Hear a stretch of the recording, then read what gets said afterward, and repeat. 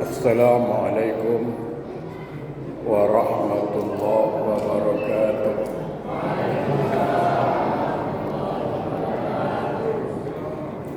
بسم الله الرحمن الرحيم.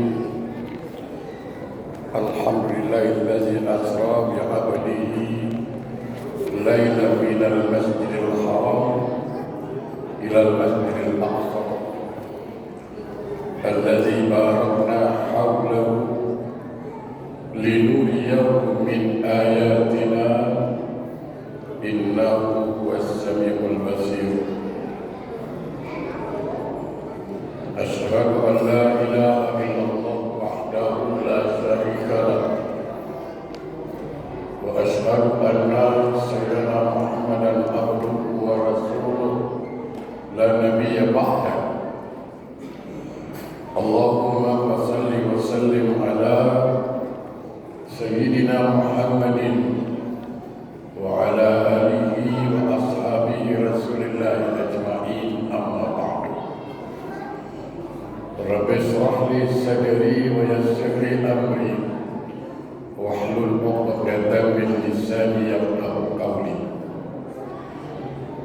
سبحانك لا علم لنا إلا ما علمتنا إنك أنت العليم الحكيم. لا حول ولا قوة إلا بالله العلي العظيم. Yang sama-sama kita muliakan Bapak Camat Sekupang atau yang mewakili, yang sama-sama kita muliakan pengurus masjid Jabal Rahmah serta jajaran yang lain, Bapak RW dan Bapak RT, para alim ulama, tokoh masyarakat, sahabat saya, Pak Rudi Ragam Padang, kawan lama, Bapak Ibu sekalian, insya Allah semua kita dimuliakan Allah Subhanahu wa Ta'ala. Saya tidak ingin memperpanjang mukadimah. Segala puji bagi Allah, salawat dan salam untuk Rasulullah Sallallahu Alaihi Wasallam. Mudah-mudahan apa yang saya sampaikan ada manfaatnya buat kita semua, baik manfaat di dunia, apatah lagi manfaat di akhirat. Cuman saya minta, boleh Bu? Tadi ibu belakang ngobrol, saya diam. Anak-anak ngobrol, saya diam. Karena saya tahu belum giliran. Ini giliran saya, ganti-gantian kita. Nanti macam lomba kita tak enak pula. Boleh? Bukan nanti saya capek ceramah, ditanya di rumah, apa kata Ustaz? Tak dengar. Padahal dia di sini. Baik, saya mulai dengan sebuah cerita. Dari cerita ini saya tarik kepada pembahasan kita. Kita sudah lama-lama ceramah. Batas kemampuan kita ini paling 40 menit paling kuat itu. Kalau sampai 2 jam tak ada otak. Kalau sempat 2 jam tak ceramah, tak ada otak. Tak mungkin 40 menit itu normal itu. Maka saya tengok jam saya, misalkan jam 10 berhenti. Baik. Ada satu Pak Haji, kita kasih nama Haji Rudi lah sekarang. Haji Barudi, kasih nama dia. Haji Barudi ini, dia, saya minta maaf, saya kadang menggunakan bahasa Melayu, paham? Karena saya tinggal di Singapura susah, dari 5 tahun, jadi kadang-kadang berceramah dan kebiasaan.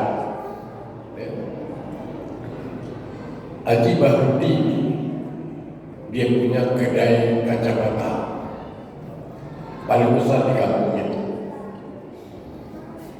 Nah, waktu usianya 60 tahun, besok umurnya 60 tahun, beliau berjanji siapa yang masuk kedai pagi besok, siapa yang belanja kacamata besok, gratis, free. Ini niat Pak Haji kalau ulang tahun besok ke 60 tahun. Pagi-pagi buka kedai beliau, tiba-tiba masuk Wak Ahmad. Wak Ahmad masuk, matanya kan kabur sikit. Dia masuk, Assalamualaikum Pak Haji. Waalaikumsalam. Mau nengok kacamata Pak Haji, silakan. Wak Ahmad pun tengok kacamata satu-satu. Dia tengok semua. Dia nampak satu kacamata tapi letaknya di atas pakai kotak. Pak Haji, itu yang di atas itu gimana? Cantik itu. Dia minatnya gitu pula dia. Saya rawatnya tinggi juga. Dia ambil. Rupanya cocok. Mantap. Matanya. Makin terang. Ini Pak Haji berapa harganya Pak Haji? Wah amat ini punya duit cuma 200.000. Ditanya kacamata yang mahal berapa? Kata Pak Haji, kalau itu harganya 10 juta. Terkejut kawan. Uang 200.000, kacamata 10 juta. Tak jadilah Pak Haji kan. Taruh lagi kan. Datang Pak Haji ini, Bapak suka ini. Kalau suka, suka lah. Cuman uangnya nggak suka saya. Begini Pak, saya memang berniat. Siapa yang belajar pertama gratis, karena ulang tahun ke-60 saya tahun ini. Jangan main-main Pak Haji, jangan kasih angin surga, kayak caleng aja. Angin surga jadi kasih, jangan marah. Enggak, saya mau berjanji. Siapa yang belanja pagi, yang pertama belanja gratis, dikasih. Apa yang terjadi?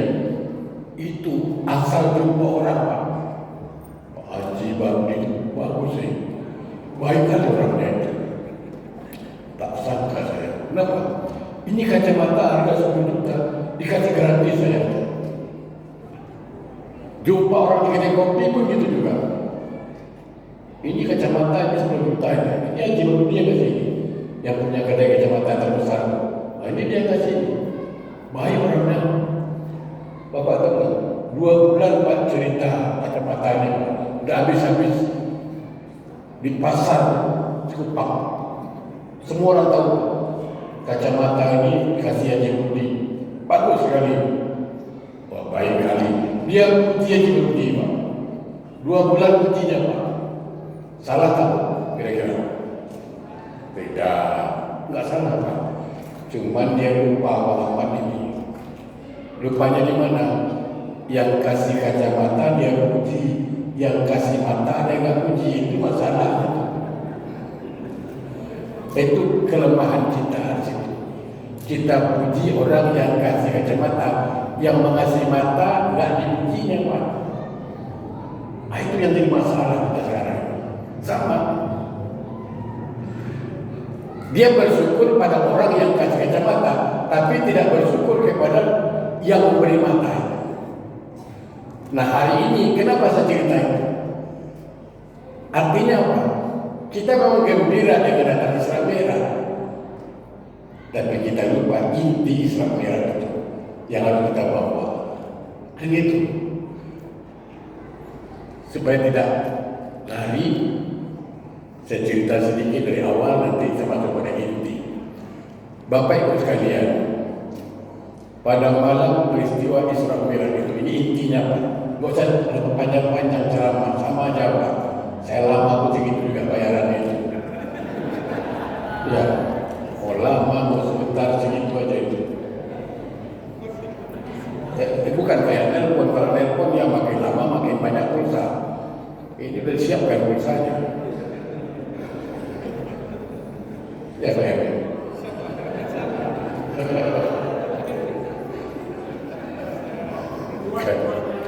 kata ibu itu lain kali lain pula Ustaz ya lainnya pun tak kali-kali ini.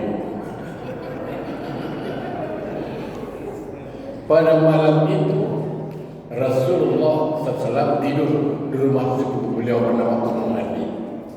Jadi kalau minggu kemarin saya bahas ini, tapi hari ini saya bahas lain. Lalu Rasulullah dibawa oleh Jibril naik setiap langit naik. Rasulullah melihat para malaikat, ada yang menyembah Allah, yang duduk saja. Kalau yang rukuk saja, yang sujud saja, yang i'tidal saja.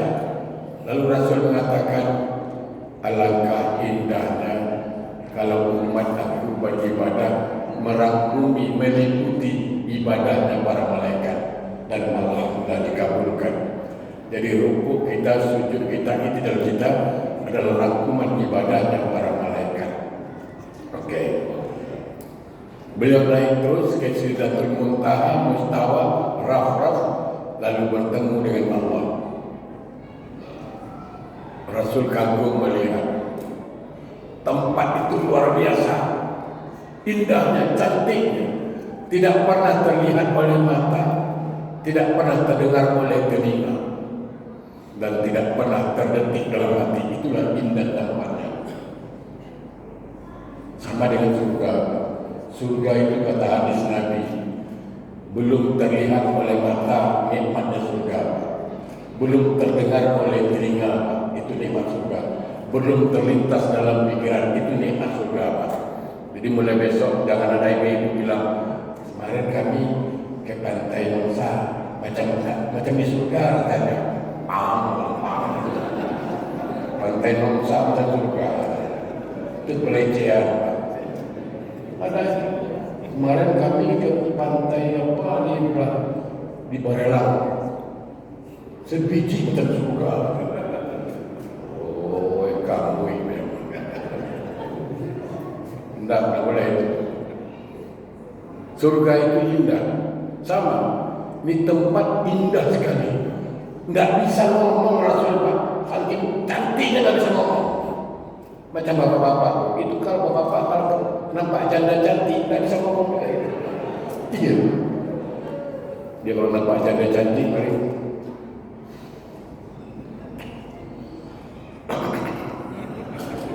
ngomong cantik tidak bisa. Padahal apa bilang susahnya bilang cantik ya. Udah enggak.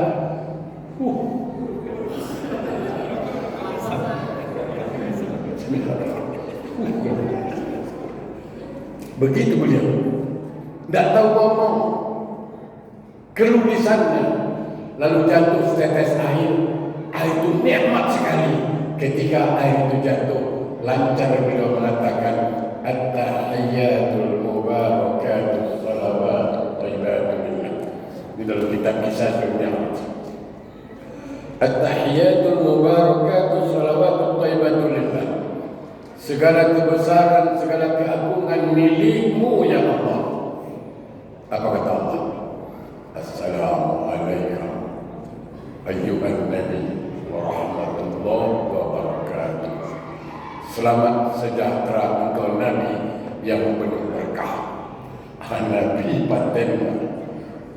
Dia kalau dah begitu dia bukan lupa kita. Ini kadang-kadang banyak kita ni kalau dah naik lupa dia. Nabi tak begitu. Apa kata Nabi? Assalamu alayna wa ala ibadillah salihin. Dan selamatkan juga hamba-hamba yang saleh. Lalu malaikat, lalu Rasulullah bersyahadat, asyhadu an la ilaha illallah, dan seluruh malaikat menyaksikan wa asyhadu anna Muhammadar Rasulullah, dan itulah rekaman dalam sholat. Okey, selesai.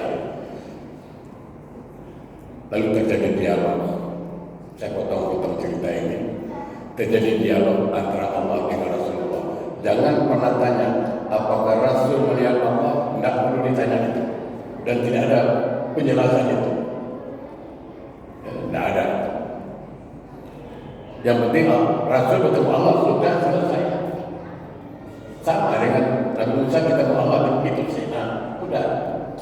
Jangan ditanya lagi gimana jumpanya. Banyak kali cerita kau. Kalau misalnya udah jumpa orang itu udah selesai. Di antara dialog itu apa? Apa kata Allah? Muhammad, aku beri gelar kepada Adam dengan gelar Abul Basar, Bapak seluruh manusia. Dan aku beri gelar Ibrahim dengan gelar Khalilullah, kekasih Allah. Aku beri gelar Musa dengan gelar Kalamullah, yang berkata-kata dengan Allah. Dan aku juga beri gelar kepada Ismail dengan gelar Zabihullah, yang mengorbankan nyawa untuk Allah. Dan aku beri gelar kepada Isa dengan gelar Ruhullah. Sekarang engkau yang Muhammad, gelar apa yang kau mau? Tengok, nabi-nabi yang lain Allah kasih gelar, nggak ada tawaran kecuali Rasulullah. Apa gelar yang kau mau? Nah, jawaban Nabi inilah yang disebut hakikat ibadah. Nah, ini dia ilmu kita, Pak. Jadi siapapun yang bertanya kepada kita, apa hakikat sholat? Apa hakikat haji? Apa hakikat puasa? Apa hakikat umrah? Maka jawabannya ini. Jawaban Nabi, gelar apa yang kau mau? Maka Rasul menjawab, Ilahi, wahai Allah, engkau yang aku sembah.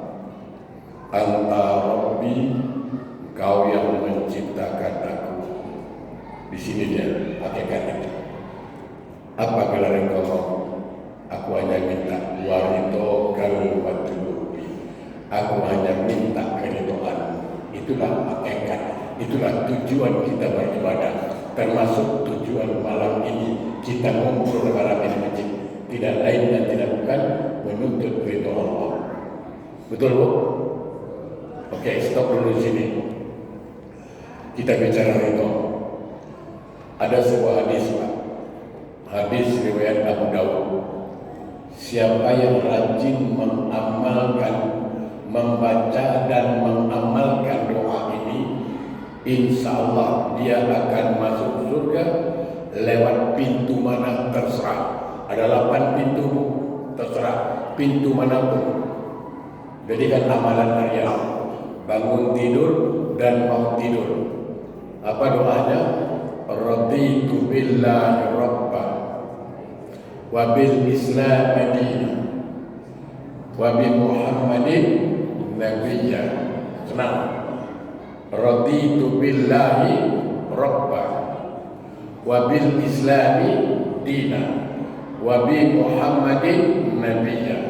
Ya Allah, aku ridho Islam sebagai Tuhan.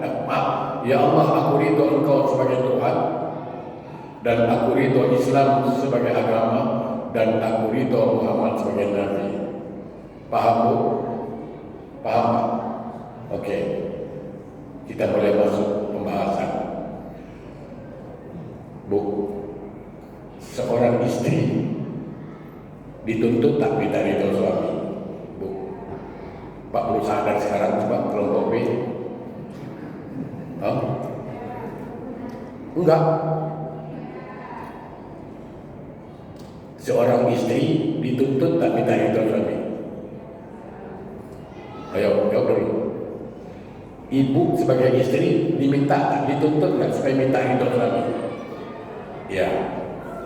Nah, pahamkan ibu-ibu, istri yang minta ridho suami ini, apakah istri itu tidak pernah melawan suaminya? Pernah. Istri yang minta ridho suami ini, apakah tidak pernah mengecewakan suaminya? Pernah. Istri yang minta ridho suami ini, apakah tidak pernah membantah perintah suaminya? Pernah. Oleh karena pernah menyakitkan, oleh karena pernah mengecewakan, oleh karena pernah membantah, maka dia minta keridhaan. Ketika ridho diberikan, selesai masalah. Betul, Bu? selesai itu Pak. Silakan. Oke. Seorang anak dituntut minta ridho orang tua, betul? Seorang anak yang minta ridho itu bukan berarti anak itu tidak pernah melawan mak bapak, pernah. Bukan berarti tidak pernah membantah mak bapak, pernah. Untuk itu dia minta ridho. Sama. Kita minta ridho Allah bukan berarti kita adalah orang yang paling baik. Kita juga pernah melawan dengan Allah. Kita juga pernah membantah perintah Allah. Kita juga pernah berdosa kepada Allah. Untuk itulah kita minta ridho Allah. Kalau Allah sudah ridho, selesai masalah. Oke, sekarang saya balik. Bu, apakah ibu ridho dengan Allah?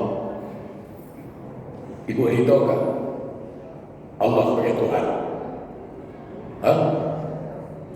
Kok diam? Sombong kali. Saya tanya, ibu ridho enggak Allah sebagai Tuhan ibu? Oke, selesai, kan cuma bilang itu aja. Sudah, kalau kita nggak ada urusan pemilu kita, nggak ada urusan. Ini kan ikutan. Yang penting sukses, amin. Ya kan, yang penting amin, sukses, selesai masalah, nggak ada masalah. Ya itu yang penting. Oke, udah. Stop. Ya, nah, sebelum balik, maksud saya biar paham. Ibu ridho Allah sebagai Tuhan, ridho. Artinya menerima Allah sebagai Tuhan. Betul kan? Oke. Bapak, saya yakin Bapak pun menerima Allah sebagai Tuhan. Ya kan? Oke. Selesai masalah. Coba bayangkan. Coba renungkan. Seorang laki-laki berkata di depan Tok Kodi, aku terima nikahnya si Fulan binti Fulan dengan mas kawinnya sekian. Dengan kalimat aku terima, maka berarti terimalah tanggung jawab sebagai suami. Betul? Jadi kata terima itu mantap. Ketika suami mengatakan aku terima nikahnya, artinya dia ridho itu sebagai istrinya, maka terima tanggung jawab. Kasih makan, kasih minum, tempat tinggal, kasih belanja, nafkah zahir batin. Betul?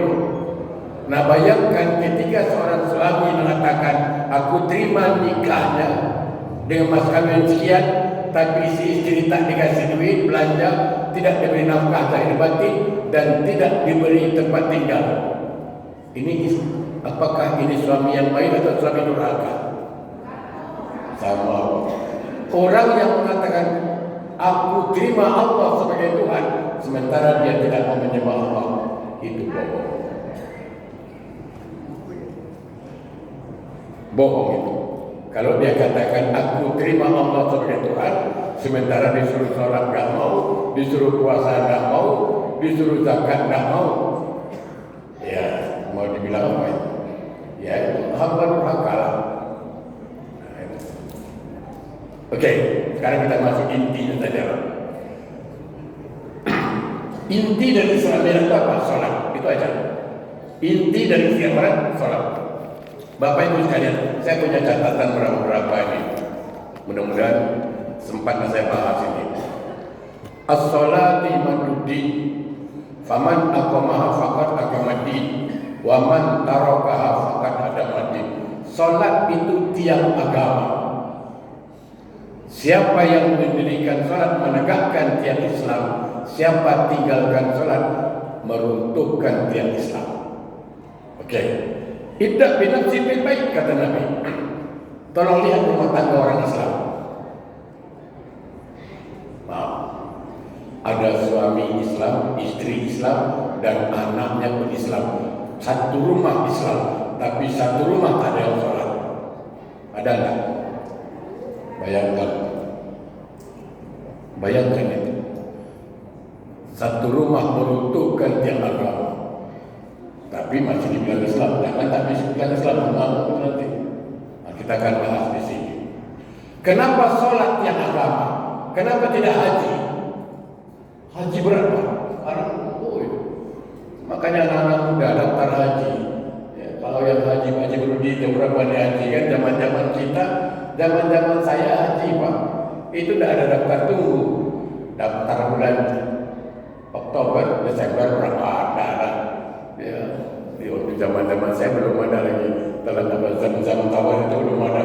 Ya, saya Rabu kemarin baru pulang dari Mekah. Ya, pergi haji, masih muda yang berangkat, tidak tua-tua payah. Kenapa bukan haji tiap agama? Karena haji bagi yang mampu, Pak. Haji bagi yang mampu.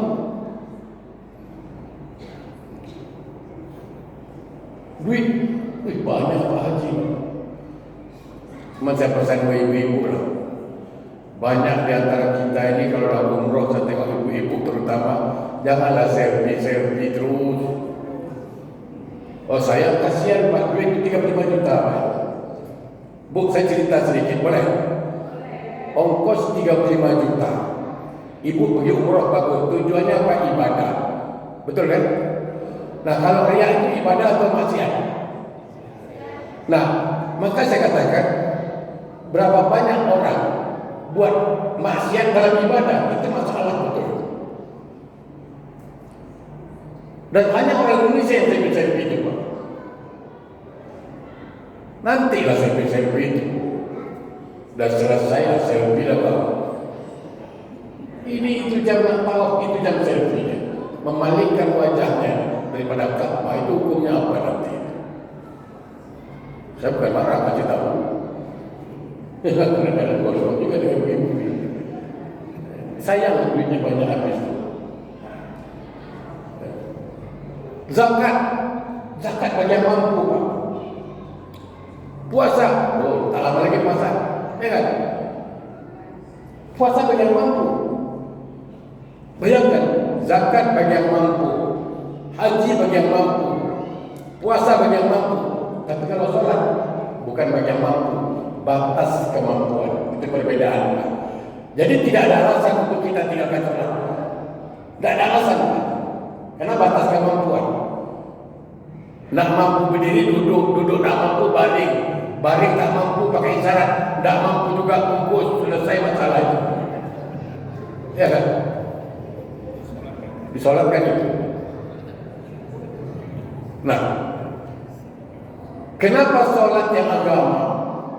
Pak, kalau kita sholat seolah-olah sempurna rukun Islam yang 5. Perhatikan, rukun Islam pertama apa? Syahadat. Dalam sholat ada syahadat. Ada. Rukun Islam kedua apa? Sholat. Memang dia sholat. Rukun Islam ketiga apa? Zakat. Puasa. Puasa tak boleh makan dan minum. Sholat juga tak boleh makan dan minum Pak. Yang keempat apa? Zakat. Zakat mengeluarkan kewajiban 2,5%. Ketika dia sholat, dia telah menzakatkan waktunya kepada Allah. Allah pemilik mutlak waktu itu, kita cuma pakai 24 jam kali 60 menit, 10.000 sekian menit, bagi 2,5%, ketemu 35 menit. Bagilah bagi 5 Jumat 7 menit sekian detik per waktu Pak. Maka hati-hati Pak. Kalau ada orang sholat hanya 5 menit, dikhawatirkan ibarat zakat tidak sempurna nanti. Jadi kalau diperhalukan. Rukun Islam kelima apa? Haji. Haji kemana menghadap? Menghadap Baitullah. Sholat pun menghadap Baitullah. Selesai. Okey. Bapak besok bawa duit Pak 1 miliar Pak. Jangan sikit. Kalau 1 juta kecil kali. 1 miliar Pak. Pergi ke bank. Bawa 1 koper uang pergi ke bank. Bank tanya apa? KTP Pak. Pasti KTP tanya. Ya kan? Ya Pak? KTP dulu. KTP tak ada. Aduh, minta maaf Pak, KTP dah ada, kami berat. Tak mau dia. Bapak bikin SIM tapi yang normal-normal ya, jangan tembak-tembak lah ini. Kita tidak mau cerita tembak-tembak ini. Sekarang Ustaz sekarang latah, saya tengok. Ambil uangnya, jangan coblos orang lain. Itu Ustaz tak ada otak. Ar-rasi wal mutasya haram. Finnar kata Nabi. Yang menyokok dan yang disokok neraka semuanya.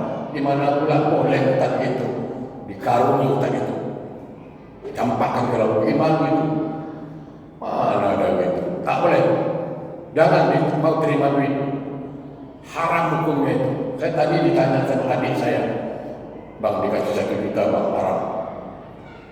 Dan disuruh pilih, jangan. Kau sudah pilih tulisanmu, aku masalah uang. Ar-rasi wal mutasya finnar. Yang menyokok dan yang disokok dalam neraka. Bukan dosa apa? Dalam neraka. Tidak ada ampun itu. Jangan biasakan. Oke, tinggalkan dulu. Ya. Bapak bikin SIM, ditanya apa? KTP. Masuk rumah sakit, ditanya apa? KTP. Bikin BPJS, KTP. Artinya urusan dunia yang pertama tanya KTP. Kenapa? Karena membedakan orang Singapura, orang Malaysia, orang Indonesia, orang Filipina, itu dari mana bedakannya? KTP-nya. Kalau saya orang Indonesia, ditanya ada KTP, ada. Masuk ke Singapura, KTP Singapura ada. Saya buat KTP, Pak. Nah, itu bagusan saya. Masuk Singapura, KTP Singapura, saya pakai. Masuk Indonesia, KTP Indonesia, tak ada masalah. Ya. Itu di dunia, KTP diperlukan. Nah, kalau di akhirat yang pertama tanya apa? Dalam Islam, salat. Awal abdu yaumul qiyamah salat. Iza saluhat amalu wa iza fasadat amalu. Yang pertama Allah tanya di akhirat salat. Yang pertama tanya di dunia KTP. Kalau KTP ada semua lancar. Di akhirat kalau salat ada semua lancar. Tidak ada salat mampus waktu itu. Tidak ada ampun itu. Maka orang Batak pamateo dawo tuli mati lang sila. Ya. Coba Bapak Ibu sekalian, ini kita cerita apa adanya. Sekarang ini minta maaf ya. Kalau HP tinggal, orang risau. Tapi sholat tinggal tenang-tenang aja orang. Ini yang mau kita, parah pada dunia ini, Pak. Betul, Pak. Kalau handphone tinggal pening kepala dia. Apalagi kalau takut istrinya bongkar handphone dia. Oh, risau dia. Risau dia, handphone tinggal risau dia. Tapi sholat tinggal dia tak risau. Bayangkan. Parah tak parah kita sekarang ini. Saya sempat mencatat beberapa tadi dari hadis yang panjang. Kalau saya jelaskan hadis yang panjang itu waktu terbatas. Ini keutamaan sholat. Setelah kita mengaji ini, kalau masih juga ada orang tidak sholat, saya berlepas tangan. Pertama, as-salatu mardotillah tabaraka ta'ala. Salat itulah yang mengundang ridho Allah. Artinya, siapa yang salat maka ridho Allah datang. Siapa yang tidak salat, maaf, Allah tidak pernah ridho dengan dia. Kalau Allah sudah tidak ridho Bapak Ibu sekalian, itu sudah musibah. Ada yang bilang sama saya, walaupun dia tidak salat, tapi kan rezekinya banyak, rumahnya besar, mobilnya 3. Dia nggak sholat itu. Oh Pak, jangan lupa. Jangan lupa. Dia sedang diazab, namanya istidraj. Kalau orang tanya, kenapa orang nggak sholat nggak diazab? Katanya diazab. Bu Pak, wa nabluukum bis-syarri wal khairi fitnah. Allah ciptakan kebaikan, keburukan sebagai ujian. Kita ini dalam ujian Bapak, Ibu. Ada yang diuji dengan kekayaan, ada yang diuji dengan kemiskinan, ya kan? Orang dalam ujian bagaimana kalau lulus tak lulus? Yang orang kaya itu nggak sholat lagi diuji, ya nggak bisa diajak. Orang belum tahu lulus tak lulus, ya belum, nanti Pak dalam kubur baru dia tahu. Jadi ketika orang tidak sholat, ketika itu Allah dia tidak dapat. Yang kedua, ini penting, wa aslul iman, sholat itulah pokoknya iman, pangkalnya iman. Saya mau nanya ibu-ibu, rajin saya tanya ibu-ibu, ini lampu bisa hidup, kenapa? Mikrofon bisa hidup, kenapa? Karena ada sentrum, betul Bu? Betul. Sentrum itu tidak nampak, betul kan? Untuk memastikan, meyakini ada sentrum, maka hidup lampu, hidup mikrofon ini. Bayangkan kalau lampu tidak hidup, mikrofon tidak hidup, ada dua kemungkinan. Mungkin sentrum yang tidak ada atau lampu yang rusak. Sama. Iman itu tidak nampak Bapak, Bu. Membuktikan dia ada iman atau tidak, hidup amalannya. Itu yang Nabi mengatakan, iman wal amal qarinan. Antara iman dan amal itu tidak bisa dipisahkan. Jadi kalau ada orang mengatakan ini ada sentrumnya tapi lampu tidak hidup, mungkin lampunya rusak. Sama, kalau ada orang Islam tidak sholat, kecuali ibu-ibu saya paham, dipanggil apa? Datang bulan, ya Bu. Kalau ibu datang bulan, kalau bapak-bapak datang gilanya itu, ya kan? Kalau bapak nggak sholat datang bulan, nggak datang gilanya. Jadi kalau ibu-ibu ditanya, bapak kok nggak sholat Pak? Bapak kok datang gilanya.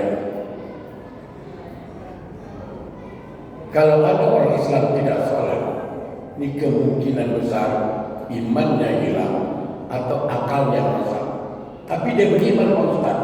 Ini kita keras sekarang ngomong. Dia beriman Pak Ustaz. Kata siapa? Kata dia Pak Ustaz. Kalau kata dia, maknanya apa? Allah yang jawab. Wa minan nasi man yaqulu amana billah wa bil yawmil akhir wa ma hum bimumin. Berapa banyak kata Allah, mereka berkata, aku beriman pada Allah dan aku beriman pada akhirat. Tapi buktinya kan tidak ada. Apa kata Allah? Wa ma hum bimumin. Sebenarnya dia tidak beriman. Saya akan menyampaikan satu fatwa, dan Bapak saya yakin Ibu belum pernah dengar fatwa ini. Tapi saya minta kepada semua ustaz, jangan bertengkar dulu. Ini fatwa dua tanah haram, perbedaan ulama Asia dan ulama Mekah. Jadi berbandingan aja. Nanti saya sampaikan. Saya masuk sini dulu. Sholat itu pokoknya iman. Bu, Pak, Iblis 8.000 tahun sujud kepada Allah. Namanya ketika itu izazil, ingat. Iblis 8.000 tahun sujud kepada Allah, namanya izazil.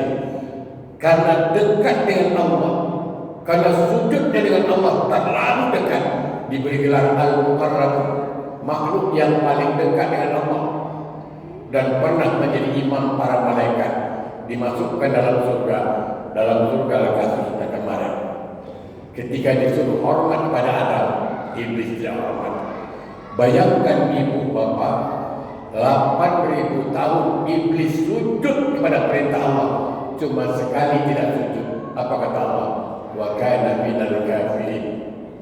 Wa kana minal kafirin.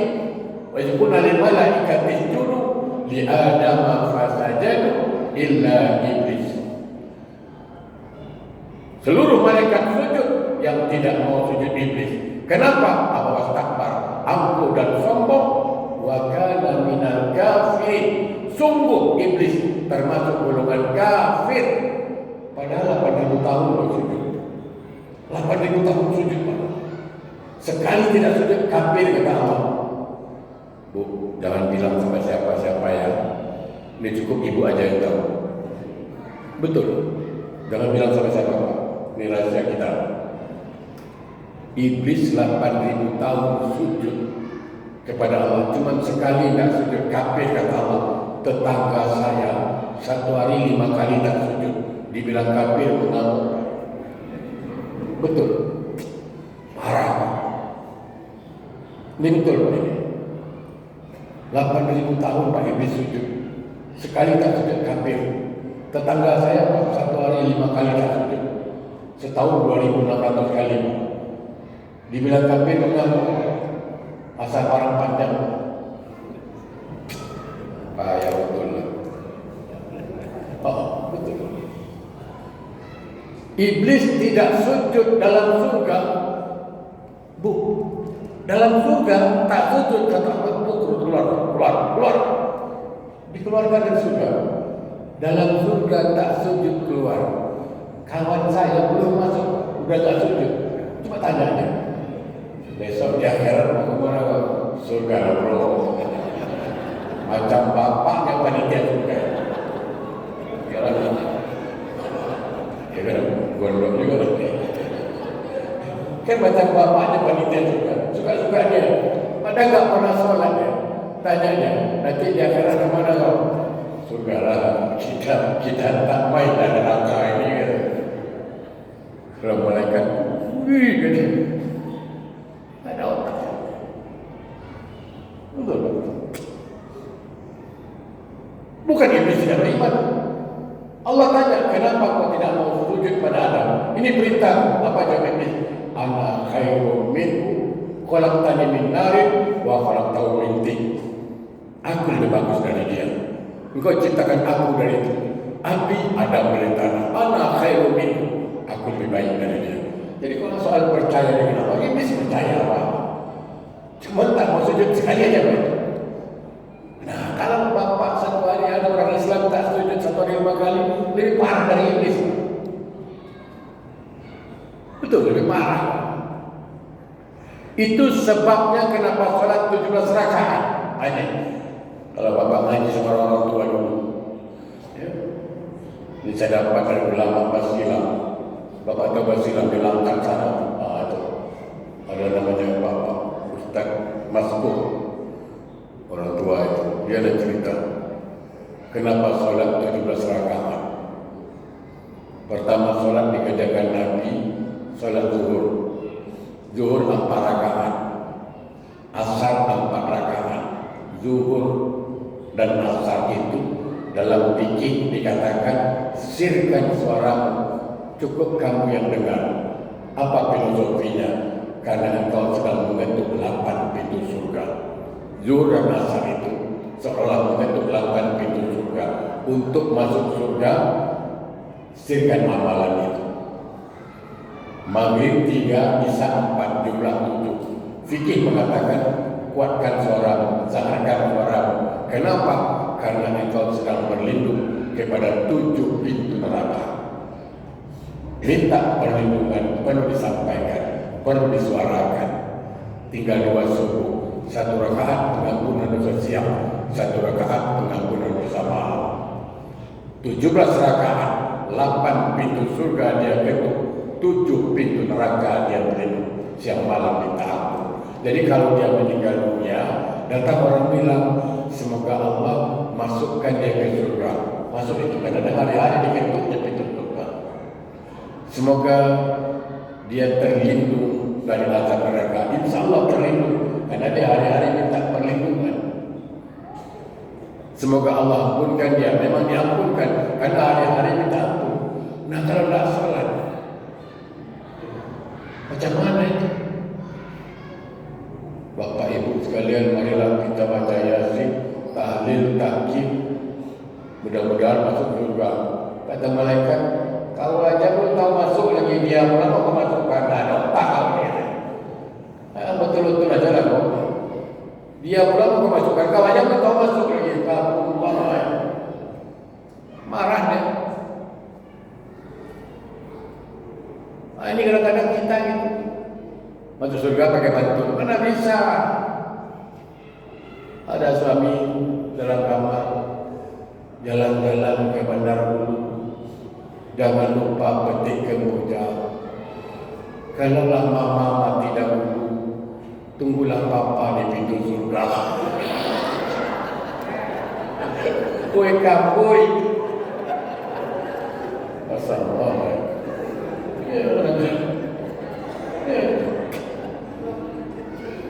Jalan-jalan ke bandar dulu, jangan lupa petik kemboja.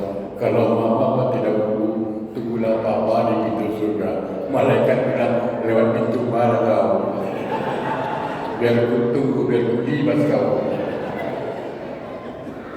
Nah, kalau malaikat boleh jawab, dia jawab itu. Sayur nangka, biji kemiri, sudah tua bangka tak sadar diri.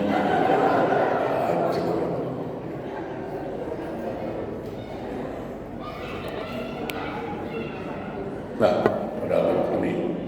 Okey. Dan solat itu dikatakan apa? Wa ijabatud doa. Syarat diterimanya doa. Jadi orang yang tak solat itu serba salah kita. Mau tak didoakan di mana? Pasti doakan juga lah. Mudah-mudahan tahlil ini masuk surga. Serba salah. Padahal syarat doa itu, syarat dijabah doa itu dikabul doa itu solat. Itu hati-hati. Sepanjang apapun doa kita, sebagus apapun doa itu, dia tidak akan sampai kalau orang tak salat. Selanjutnya apa? Wa qabulul amal, dan syarat diterimanya amal. Bapak umroh, haji, apapun lah ibadah kita buat, sedekah kayak manapun, solat itu kunci. Awal muhasabah dunia wal jamaah solat. Yang pertama Allah tanya solat. Kalau solat diterima, yang lain diterima. Dan itu syarat dikabulkannya amal. Dan yang terakhir sebagai penutup munajat dulu, jawabul munkar wa nakir. Solat itulah jawaban wa nakir. Kita mau jawab di mana? Orang bahasa Arab ditanya, orang Padang tak mungkin bahasa Padang, malaikat tu tak mungkin kan turun betul malaikat di makam Ponyor. Apa kata orang? Kamu biar mantap. Zaman di mana kita ji tanah aja macam kan memang nak begini kan tak mungkin. Apa yang mati orang patah ditanya, isian dia apa? Bah, cinta betul, bah, ada mereka semua orang cip, bau bukan mancing, bersama mereka itu. Mana? Ya, kan tak mungkin. Bapak tahu, semua soalan kubur itu rukun dalam soalan. Bapak turun, ditanya bahasa Arab. Kita tak tahu bahasa Arab. Saya masih ingat ada jemaah di Singapura. Turun sejeda mau ke Arab. Kan supir-supir dulu supir-supir buat ini. Dulu ada apa dipanggil supir-supir tembak ni lah. Sekarang tak pakai ban. Dulu pakai mobil backup. Supir itu disebut cepat. Supir bilang hajar haram jadah. Maksudnya dari Arab ke Jeddah. Cuma cepat ngomongnya. Hajar haram jadah. Dilempar ke sepatu. Bilang kenapa? Dia cakap saya haram jadah. Aduh, kena tak faham. Ya. Satu hari lampu mati. Di hotel lampu mati, tak tahu bahasa Arab sana apa. Kalau orang ngerti enak lah. Ya mukanya setara. Sesuai. Lampu masih itu. Itu lampu mati. Kan senang. Nah kalau kawannya tak tahu bahasa Arab mana? Apa lampu mati? Aja dia. Itu dia. Tapi masih ditanya sama orang Arab, kayak apa yang mesti? Apa bahasa Arab itu? Innalillahi wa inna ilaihi raji'un. Nah dalam kubur ditanya bahasa Arab. Ma rabbuka, siapa Tuhan? maka datang takbirnya. Takbir itu rukun. Semua salat kubur rukun dalam salat. Kata takbirnya, Rabbi Allah, Tuhanku Allah. Man imam buka siapa imam, bacaan Fatihah aja datang. La salat liman lam yaqra bi Fatihatil kitab. Tidak sah salat kalau tak baca Fatihah. Datang bacaan Fatihah. Al-Quran iman. Man nabi buka siapa nabi, dia wajib baca selawat. Allahumma shalli ala sayyidina Muhammad. Man ikhwanuka, dia wajib baca tasawuf akhir. Assalamu alayna wa ala ibadillahi salihin. Man kiblatuka, mana kiblat, dia wajib pada kiblat. Terjawab lapang kubur itu. Coba bayangkan kalau tak salat, apakah darah tinggi malaikat? Ya. Terus saya jauh-jauh, ibu lalu udah siap makan, dah masak, bilang mas suami, bang, makan, udah siap itu. Hah? Udah siap, makanlah. Hah? 2 kali. Mulai darah tinggi. Makan bang. Hah? Apakah naik darah tinggi? Sama. Suami bilang, bang, dek, itu duit di atas meja. Hah? Duit di atas meja. Hah?